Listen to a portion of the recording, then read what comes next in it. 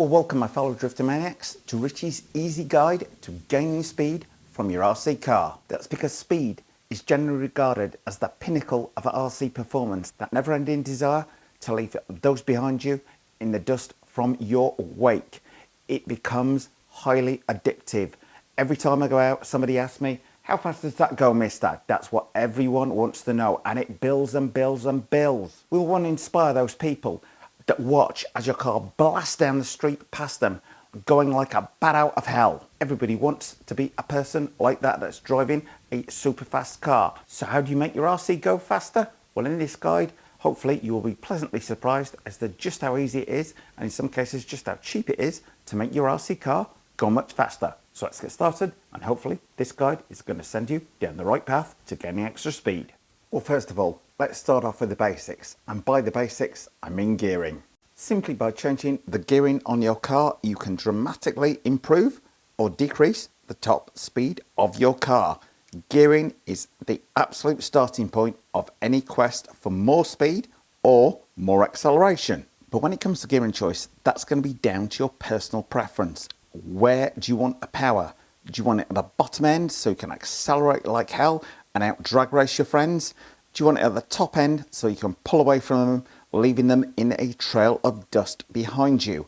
Because the choice of the gear, pinion and spur dramatically affects where the power is delivered on your car. So in my guide to gaining more speed, your first decision is, where do you want to gain that more speed?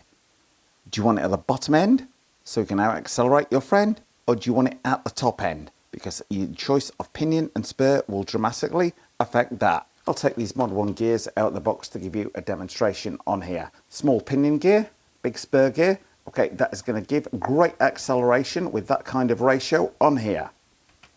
It is going to go far faster at the top end if you've got this larger pinion and stick with the same spur gear on there, but the car is going to accelerate much slower. So whilst you might be pulling away from your mate at the top end, he could well be pulling away from you in a drag race, as an example. So you need to decide where you want the power, and this is often down to a lot of trialing and testing of the gear combinations on there.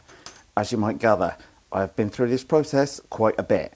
A lot of these ones are quite expensive, the metal Mod 1 gears in particular. You notice in the main I've got metal gears in here. The plastic ones that a lot of RC cars initially come with, I would say that's one of the first upgrades you want to make, because if you make any driving mistakes, the metal gear train is far more forgiving. But some basic stuff regarding gearing 101.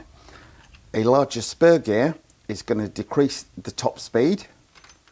A smaller spur gear, or even very small spur gear, is going to increase the top speed of the car. Likewise, dropping down in pinion size is going to increase the acceleration of the car, but keep the top speed low. You fit a bigger pinion, it's going to increase the top speed, but decrease the acceleration of the car. So a lot of it is down to personal driving preference and a bit of experimentation, or in my case, rather a lot. But then I've been at this for quite a while. Oh, and the one thing I would say is, if you want to keep your partner in life happy, lie about the amount that you spend on RC, because I've spent more on RC car gears than I could care to ever mention to my wife. Before we go on to talk about power plants, if top speed and performance are a goal of your RC car, you'll want to take a good look at what battery pack you are powering the car with.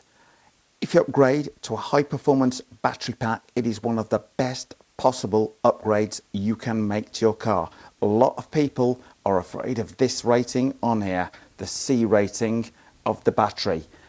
Do not be afraid of that. I'll explain in a minute. That is not what kills ESCs. Literally, if you want to boost the performance of pretty much any size RC car vehicle, you can simply upgrade the performance by picking the same size battery pack but with a higher discharge rating.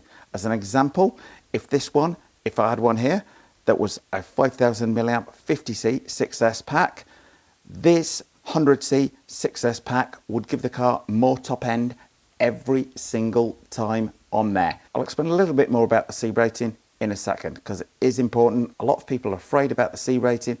Don't be afraid about the C rating. That is not what kills ESCs. What kills ESCs is too much current or too much voltage. Never the C rating. If you want the highest speed out of your RC car, go for the highest C rating you possibly can. However, always refer to the speed controller specification, as you don't want to exceed the maximum ampage ratings or the maximum voltage.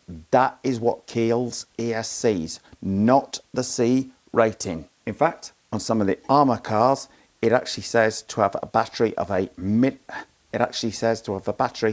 like above 50C rating on there. Otherwise, damage to the ESC can occur by having too low a C rating. But just remember, no one goes fast if their ESC dies through the wrong battery. Now, there is nothing wrong with still using nickel metal hydride batteries, and that indeed is where many of us start out. But one of the biggest advantages to using LiPo batteries is the much larger amount of current they supply, particular peak rates of demand. When your motor's running flat out, when you've got your throttle finger squeezed hard down, these will deliver more power, more current, etc. than the equivalent voltage nickel metal hydride battery will do. And that peak boost in power output substantially helps the speed that your RC car is going to travel at. One of the biggest things I pay attention to when buying any battery is what nearly all of them marked with here is this rating, 24.42 watt hours.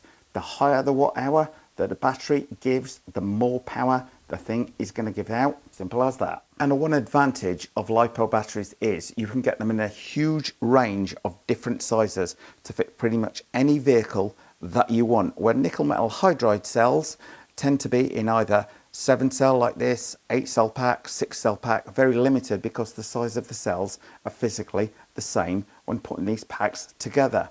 As you can see on the LiPo packs here, 2S 2000 milliamp battery, 3S 2200 milliamp battery. Very different in size, but both equally potent. The one thing is, if your car came with a nickel metal hydride pack, ensure the ESC is LiPo capable, because if not, the thing is going to go south very fast indeed, and you do not want the ESC burning up and potentially shorting out the LiPo, because if that happens and the LiPo goes into flames, you're going to have to be very fast indeed to recover your car. A little bit more care required when handling LiPos, but that's the subject for a whole different video. But fit the right LiPo to your car, like this awesome Genzace 3S 15,000 milliamp 100C pack, and it's like adding nitrous oxide to your RC car's performance. Anyway, we've got the gearing sorted, the battery sorted, so what about that motor? Now it's time to look at the big upgrade, upgrading your motor. Quite possibly the most obvious option. Changing out the motor for a high performance model is one of the best ways to get a sizable performance increase from your RC car. They're offered in all sorts of different sizes and specs, from high torque, slow crawler motors like this one from Axial, all the way to blazing fast speed demons like this Reedy 19-turn motor with fully adjustable timing. Again, brushed motor on there. This is just a few examples. Basically, whatever you need, there is going to be the ideal option for what you want to achieve. Now, picking the speed of your brushed motor is made easy with a conventional turns rating system, like on this 20-turn motor, which is the number of whir turns wrapped around each motor coil. The lower the number of turns, the higher top speed the motor will spin. As an example, something like this RC10 back in the day in a modified form might use something like an 8-turn to a 5.5-turn motor. But in this case, I'm fitting this 19-turn Reedy motor in there. Well, on-road, road racers may use motors as low as 4.5 turns, any of which are going to make your RC car fly along. Now to the types of motor.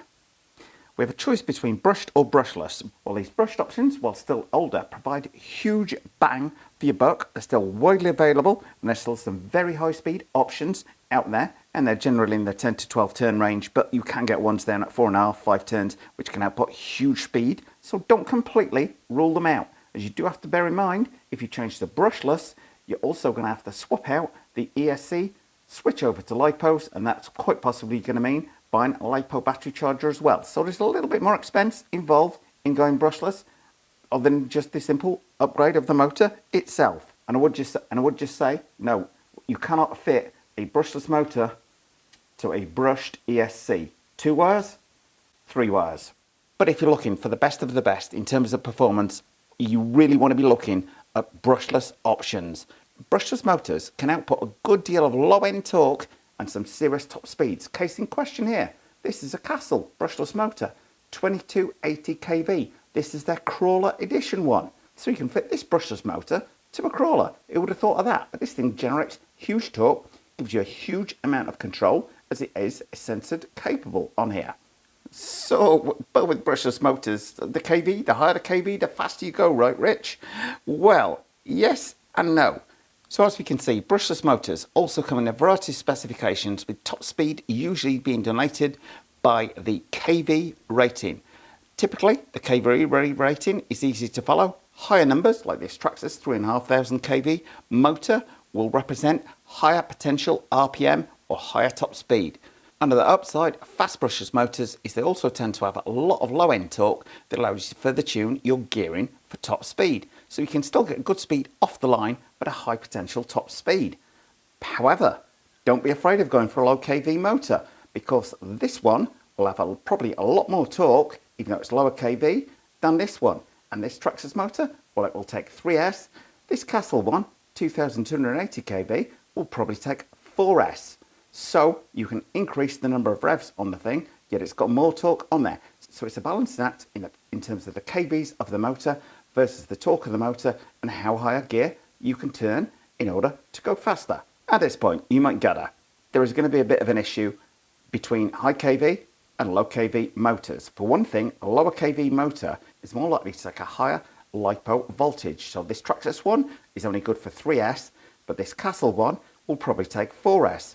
And it will generate more torque, so you'll be able to gear the speed up. So you'll be able to gear the motor up on here to increase the speed. So don't think just by getting a higher kV motor, it's going to be any faster than the lower kV one, which you might be able to run on a bigger LiPo battery. Hope that makes sense. And one thing I mentioned earlier is the ESCs. It's like the final part in the puzzle to going faster. You can have the best battery in the world, you can have the best motor in the world, you can have the best gearing setup in the world, but if the ESC isn't delivering the power the battery can to give the performance the motor certainly can give, then you're on a hiding to nothing on there. So in general, higher current ESCs, like a 150 amp one, is going to be way better than something like a 90 amp one on here. However, to get the best and the top speed out of your car, it is better if you go for one that is fully programmable, that enables you to alter things like the timing and the boost of your brushless motor in order to maximize the peak speed of your car. Well, my final thoughts are reaching high speeds doesn't have to always be complicated. And hopefully by following the simple guide I've given you there, taking a look at the available gearing that you've got, the available batteries on hand that you could have to order, the available motor choice, can mean that you can go from being the slowest car on the block to the fastest kid in your county. Anyway, hope you found Richie's easy guide to going faster useful. If you did, then don't forget to like, share and subscribe. Thanks for watching. Well, thumbs up if you like this video, guys. Post any comments you might have in the comment section below the video and hit the circle below to subscribe. And if you do hit the circle, don't forget to hit the bell.